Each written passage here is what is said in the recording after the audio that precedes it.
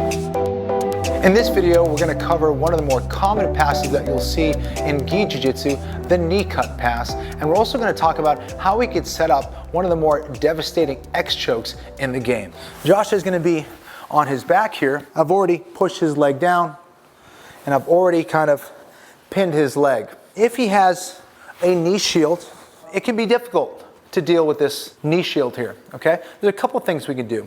First, we can always look to switch our grips because I want to limit his ability for him to turn and face me.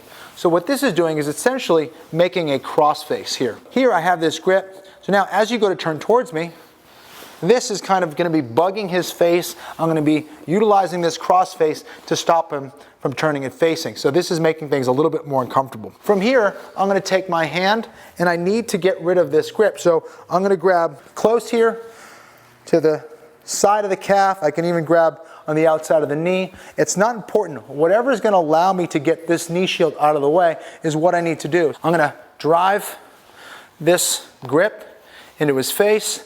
I'm going to kind of lean into his knee a little bit. Usually I'll get a little bit of counter pressure back and then I'll push this out of the way. As soon as I push this out of the way, I'm going to turn my butt to that knee shield. And now, can you utilize that again? No. Not really. Okay. From here, I'm going to still control this face and these shoulders because I don't want him getting all the way over here, or so he thinks. I'm going to switch my grip a little bit, get my hand on the collar, and I'm going to try to pin his shoulder to the mat. If I'm able to pin his shoulder to the mat and he doesn't have a response to turning and facing me, what would you do here, Josh? It's kind of difficult to go left or go right. It's very hard to do anything. Right? The only thing he really has left is to start to frame on me to push me away. If I am able to keep him flat on his back, I can grab right about the level of the elbow. I can go anywhere between the elbow and wrist really to use this lever to pin him, flatten him out even more, and then I can secure this side control position and finish it.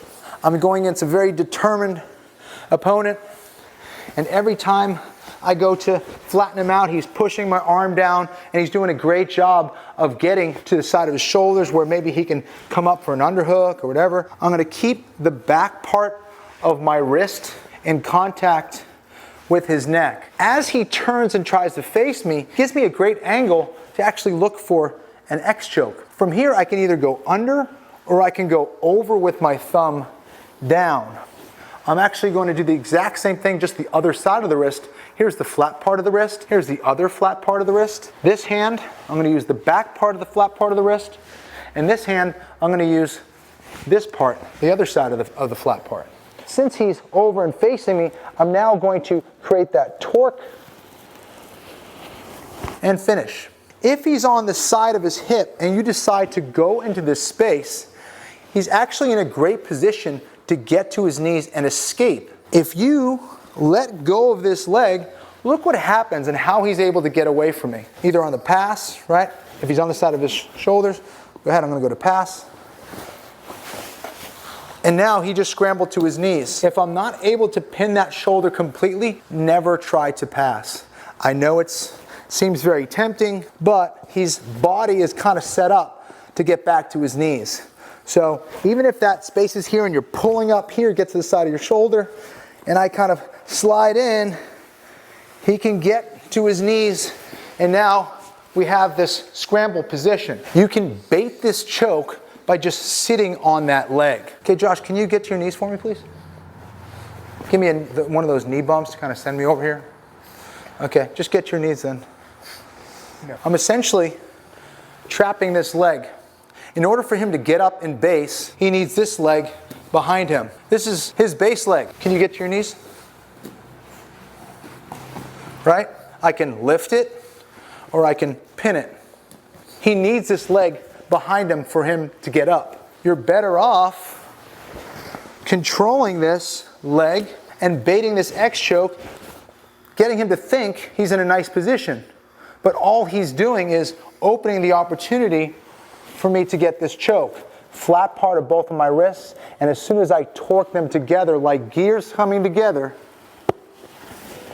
I finish a very easy X choke.